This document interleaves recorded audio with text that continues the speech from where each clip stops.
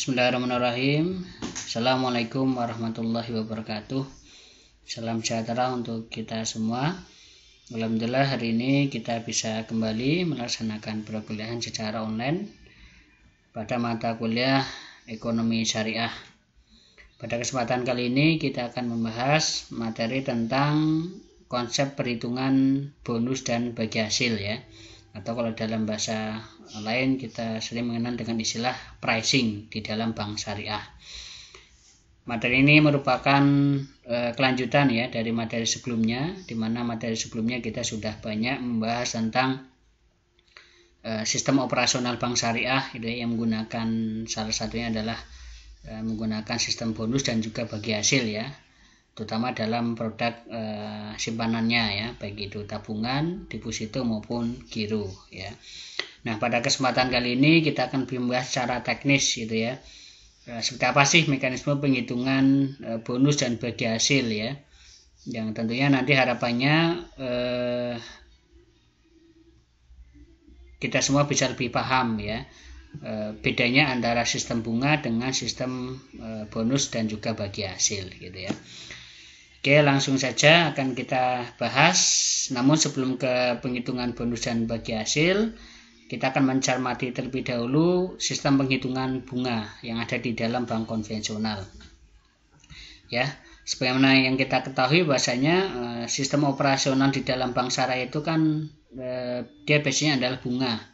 Apapun produknya di dalam bank konvensional ya, baik itu tabungan, deposito, giro itu ya, khususnya dalam funding, itu semuanya menggunakan basis bunga ya. Ya mungkin yang bedakan hanya besar kecilnya bunganya saja gitu ya. Nah, ini ada studi kasus mengenai bagaimana cara kita menghitung bunga gitu ya yang ada di dalam bank konvensional. Ini sebagai contoh kasus ya. Pada tanggal 1 Mei tahun 2016 ini ada Bapak Andi membuka deposito sebesar 10 juta rupiah. Jangka waktu 1 bulan dengan tingkat bunga adalah 9%. Pertanyaannya adalah berapa bunga yang diperoleh pada saat jatuh tempo? Nah, jawabannya adalah seperti ini ya. Bunga yang diperoleh Bapak Andi adalah rumusnya adalah saldo ataupun rata-rata saldo ya kalau itu di tabungan ya.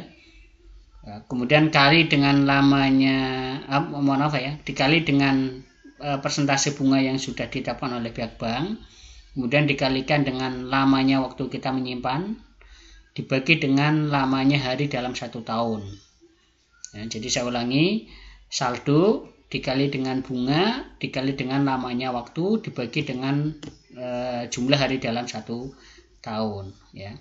Kenapa kok ada jumlah hari dalam 1 tahun? Karena sebenarnya bunga yang telah ditetapkan oleh pihak bank, semisal ini ya 9%, ini adalah bunga dalam 1 tahun ya, bukan 1 bulan. Jadi kalau kita nyimpennya kurang dari 1 tahun ya, maka kita harus menghitungnya berdasarkan lamanya waktu kita menyimpan gitu ya.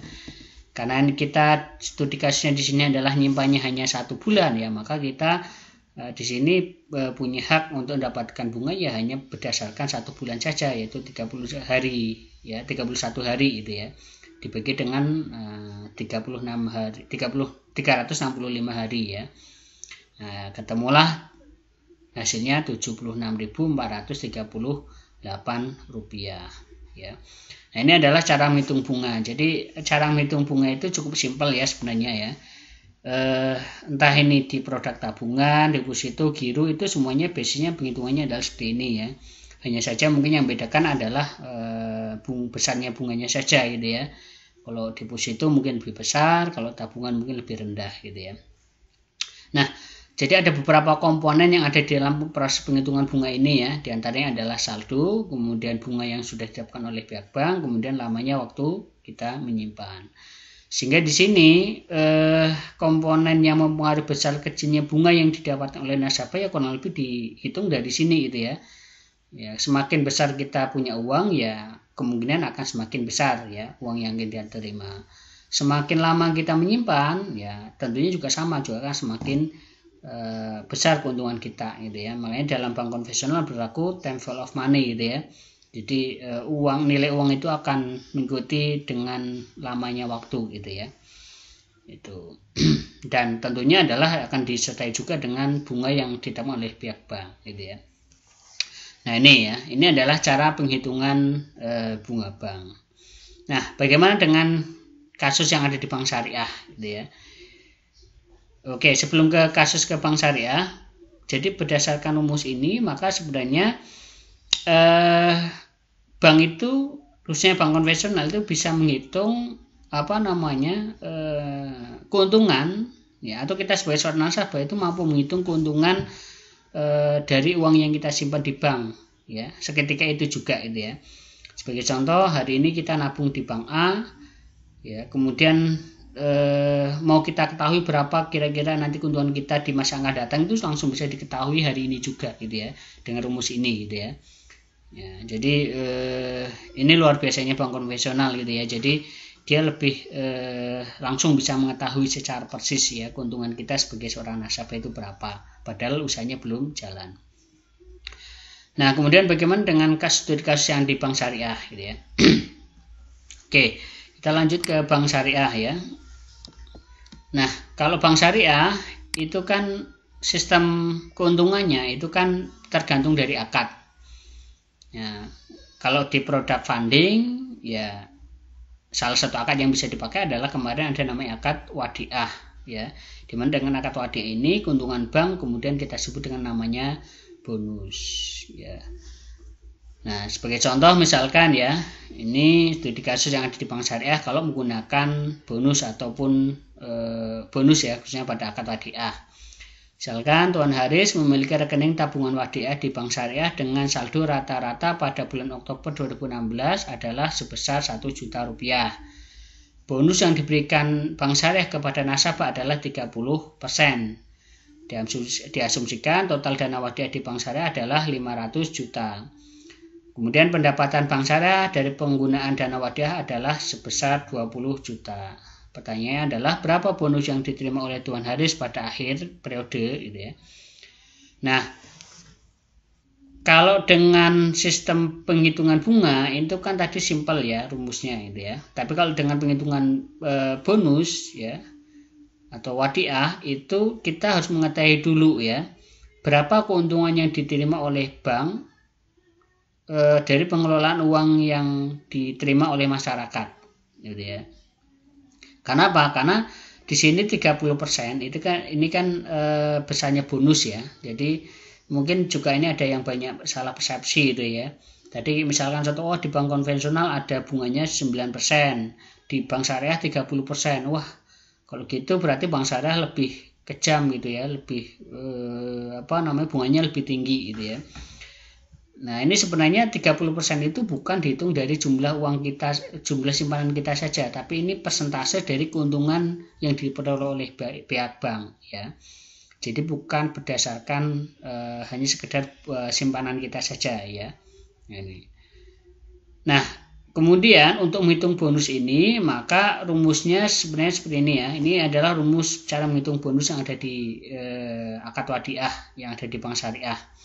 Yang pertama adalah rumusnya saldo kita atau saldo nasabah gitu ya.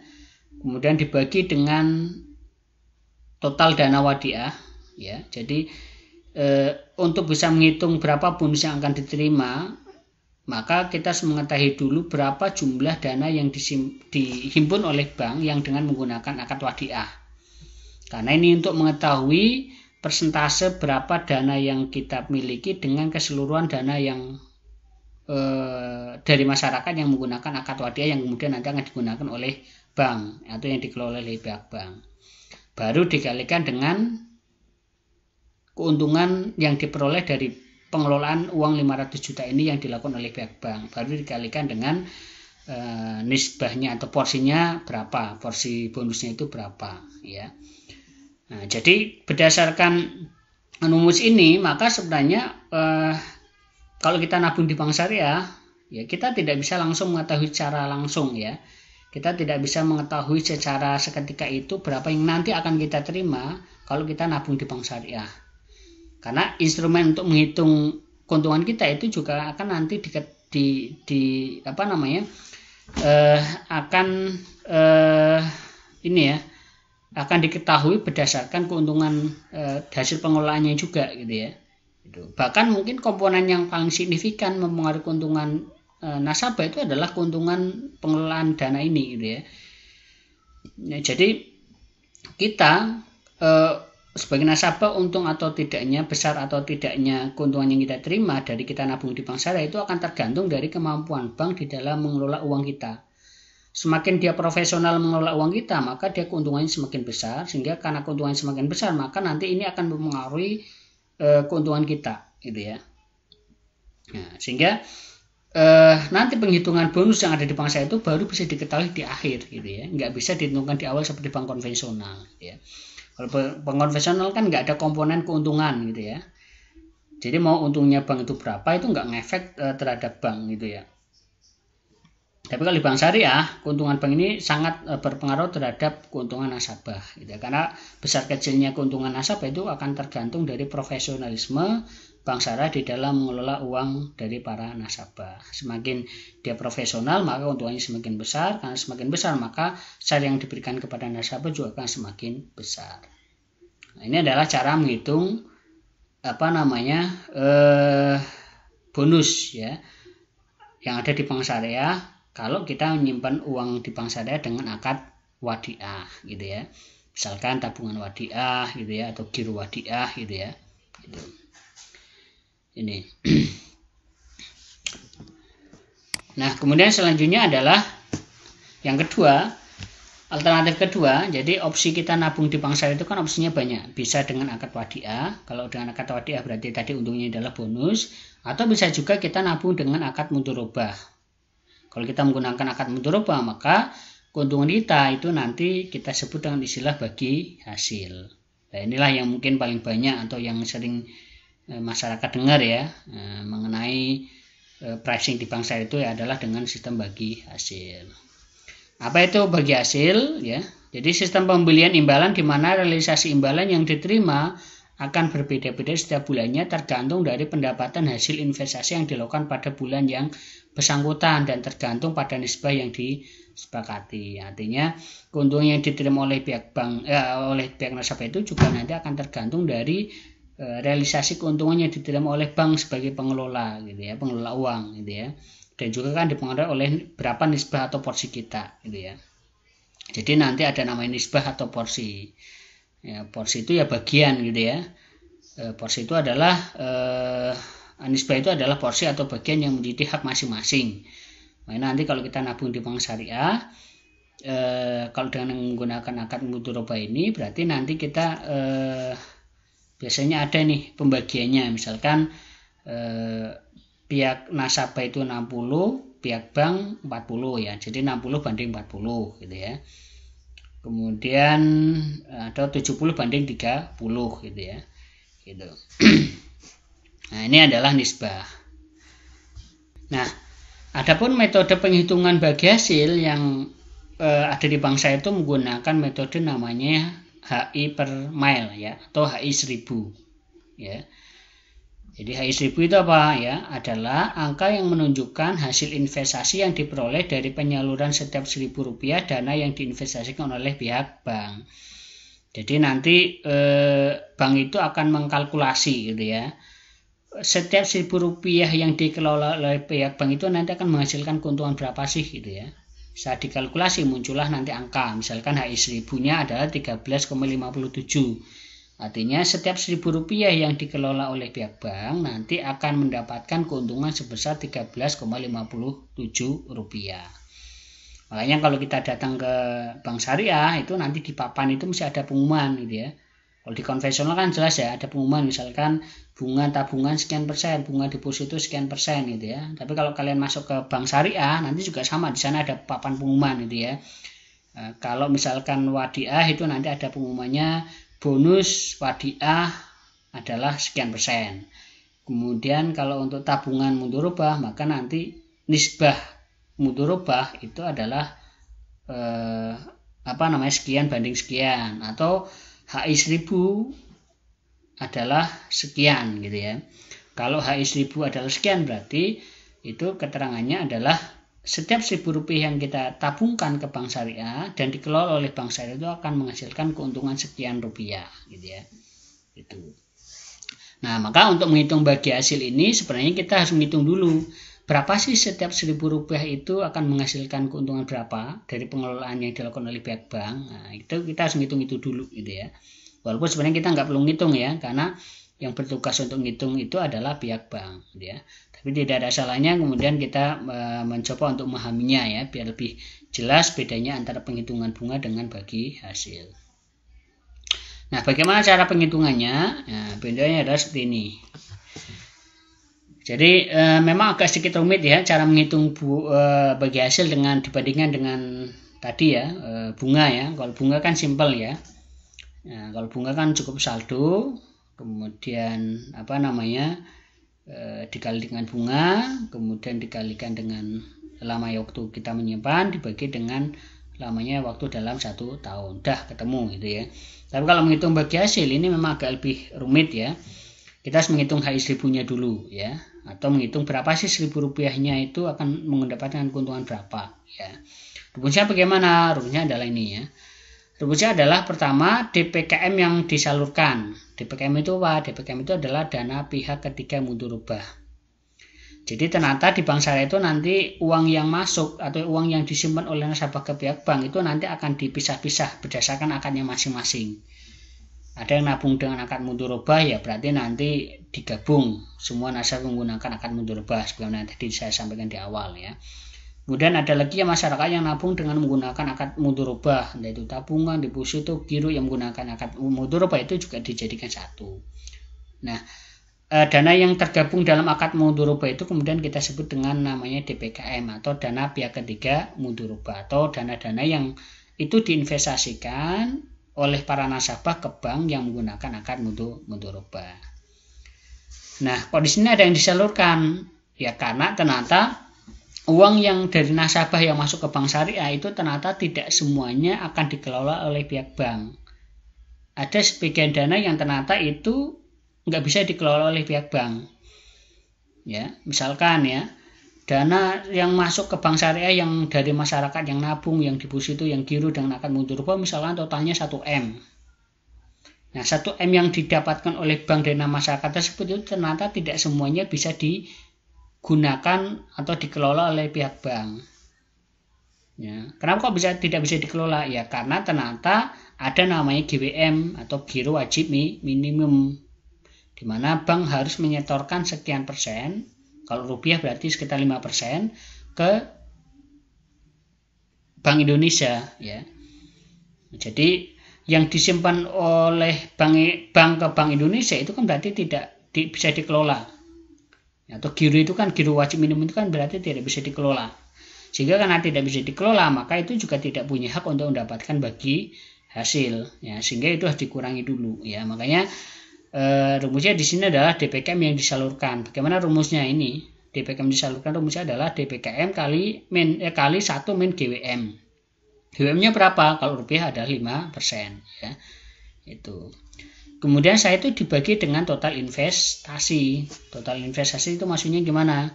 Maksudnya adalah dana-dana yang ada di bank yang kemudian digunakan oleh bank untuk investasi. Entah itu disalurkan, entah itu untuk investasi yang lain dan sebagainya gitu ya. Bisa jadi ini lebih dari dana yang didapatkan. Misalnya tadi ya, bank mendapatkan uang dari para nasabah yang nabung dan entah itu giro, entah itu tabungan, entah itu deposito misalkan ya, itu total 1M. Bisa jadi yang disalurkan bank untuk investasi, entah itu dikreditkan atau dipembiayakan ya dan sebagainya, bisa jadi lebih 1M ya, karena bisa jadi karena mungkin pembiayaannya atau yang masyarakatnya membutuhkan pembiayaan itu banyak, sehingga bisa jadi juga bank juga ikut mengeluarkan dana untuk diinvestasikan. Ya, kemudian dikali dengan total pendapatan, ya artinya total keuntungan yang diterima oleh bank dari hasil pengelolaan uang yang diinvestasikan ini gitu ya, dibagi dengan DPKM dikali dengan 1000. Ya, ini adalah rumusnya gitu ya. Nah, langsung saja mungkin sebagai contoh ya. Nah, sebagai contoh, nah ini Misalkan ya, sebagai contoh, salah satu produk bank muamalat adalah tabungan atau deposito mudharabah. Total dana pihak ketiga atau DPK mudharabah yang dihimpun oleh bank muamalat adalah sebesar 90 juta. Sedangkan total investasi atau pembiayaan oleh bank syariah adalah 100 juta. Dari penyaluran dana tersebut bank muamalat mendapatkan keuntungan sebesar 10 juta. Berapakah HI 1000-nya? Nah, jadi kita harus hitung dulu ya. Jadi ini memang ribetnya di bank syariah itu penghitungannya dia lebih jelimet gitu ya. Jadi tidak bisa kita langsung hitung berapa kalau kita mau nabung bank syariah itu langsung keuntungannya berapa, itu nggak bisa langsung dihitung gitu ya. Kita harus hitung dulu nanti keuntungannya berapa dan sebagainya gitu ya. Nah, termasuk kita harus hitung HI 1000-nya dulu gitu ya. Nah, dari kasus ini maka nanti bisa kita masukkan ke dalam rumus yang sudah tadi saya jelaskan ya. Nah, ini kita harus hitung dulu DPKM yang disalurkan ya. DPKM-nya tadi adalah 90 juta kali karena kita menghitung DPKM yang disalurkan, maka kita harus kali 1 min GWM. 90 juta kurangi 4.500.000 ketemu DPKM-nya adalah DPKM yang disalurkan adalah 85.500.000. Artinya mohon maaf ya, ini kurang nolnya kurang 1 ya, 85.500.000 gitu ya. Jadi 85.500.000 ini adalah dana yang itu bisa yang bisa dikelola oleh pihak bank. Ya. Kenapa enggak 90 juta ya? Karena ternyata tadi berarti 1.405 berapa nih ya? Berarti sisanya ini harus disimpan oleh bank ke Bank Indonesia sebagai GWM. Jadi dia tidak bisa dikelola oleh pihak bank dan tidak punya hak untuk mendapatkan bagi hasil. Nah, dari rumus ini maka nanti bisa dihitung ya.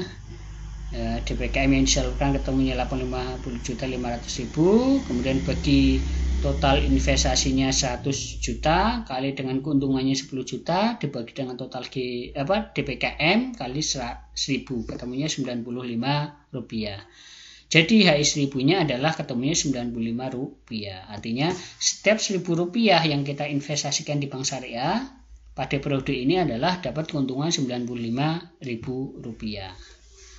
Nah, setelah ketemu HI 1000-nya, nah baru kita bisa menghitung berapa keuntungan kita sebagai seorang nasabah. Ya, sebagai contoh misalkan ya. Nasabah menyimpan deposito mudharabah di bank muamalat pada bulan Januari senilai 10 juta dengan jangka waktu 1 bulan. Diketahui nisbah deposito 1 bulan adalah 58 banding 42 ya. 58 untuk nasabah, 42 untuk bank. Maka berapa hasil yang didapatkan oleh nasabah tersebut? Nah, kita baru bisa ngitungnya. Ngitungnya adalah ini ya, saldo kita dikali dengan HI 1000-nya berapa, bagi 1000 ya. HI 1000-nya kan tadi ketemu 95 ya, dibagi dengan 1000 kali 58 per 100, 58 per 100 itu kan nisbahnya ya, nisbah untuk nasabah itu kan 58% gitu ya. Nah, ketemu 551.000 ya. Ini adalah contoh cara menghitung bagi hasil. Jadi berdasarkan ini maka yang menentukan besar kecilnya keuntungan kita sebagai seorang nasabah di bank syariah adalah ya ini. Ya. Berapa keuntungan bank yang diperoleh oleh bank dalam pengelolaan uang yang kita miliki gitu ya. Semakin dia profesional maka dia akan semakin untung besar sehingga dia mampu memberikan keuntungan yang besar pula kepada para nasabah gitu ya. Nah, ini jelas ya. Jadi hal yang membedakan komponen yang membedakan antara penghitungan bunga dengan bagi hasil adalah terletak pada kalau di bank konvensional bunga itu penghitungannya tidak ada komponen keuntungan ya. Lebih banyak komponennya adalah waktu gitu ya, lamanya waktu kita menyimpan gitu ya. Tapi kalau di bank syariah itu adalah komponen terbesar justru adalah berapa keuntungan yang diperoleh oleh bank dalam pengelolaan uang yang kita miliki gitu ya. Makanya bank syariah itu dituntut untuk profesional gitu ya. Masyarakat akan tertarik untuk menyimpan uang di bank atau di bank syariah kalau bank syariah itu mampu memberikan keuntungan besar. Bagaimana biar mampu memberikan keuntungan besar ya? Maka dia harus juga mengelola dengan sebaik mungkin dana yang diberikan oleh masyarakat ya, atau yang disebut oleh masyarakat gitu ya, sehingga nanti keuntungan dia akan besar, sehingga share yang diberikan kepada masyarakat juga akan besar ya. Oke, itu ya, itu adalah penghitungan bagi hasil untuk produk simpanan. Nah, kalau ini adalah contoh penghitungan pada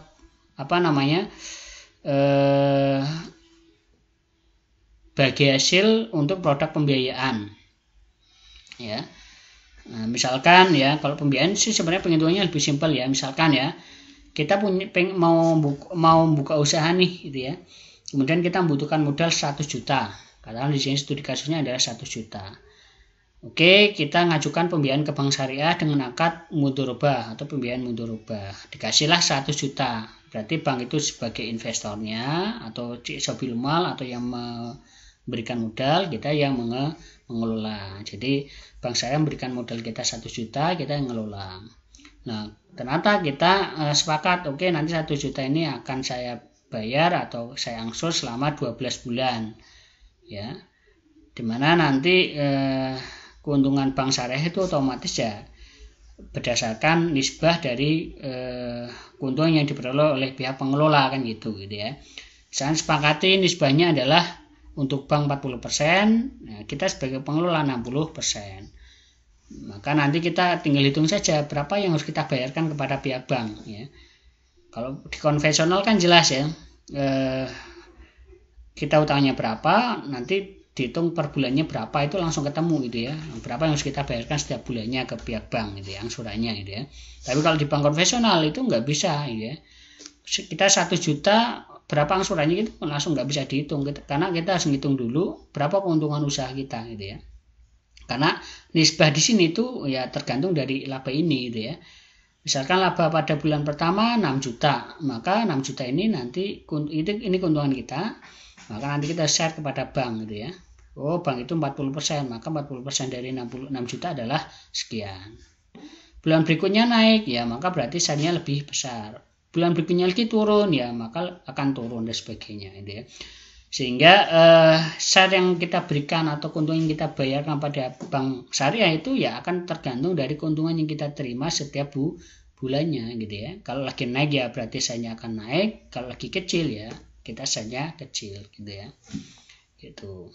Nah, kalau mau ditambah sama pokoknya ya nanti pokoknya bisa dibayar tiap bulannya, atau kalau enggak ya dibayar di akhir bulan juga, di akhir periode juga nggak apa-apa, bisa gitu ya. Itu. Jadi kalau di angsuran mungkin lebih pembiayaan itu mungkin lebih simpel ya penghitungan bagi hasilnya gitu ya. Oke, mungkin itu saja sedikit gambaran mengenai pricing atau penghitungan bagi hasil yang ada di bank syariah. Semoga dengan ada penjelasan ini kita lebih bisa memahami perbedaan antara konsep bunga dengan konsep penghitungan yang ada di bank syariah ya, baik itu sistem bonus maupun sistem bagi hasil ya. Terima kasih dari saya. Assalamualaikum warahmatullahi wabarakatuh.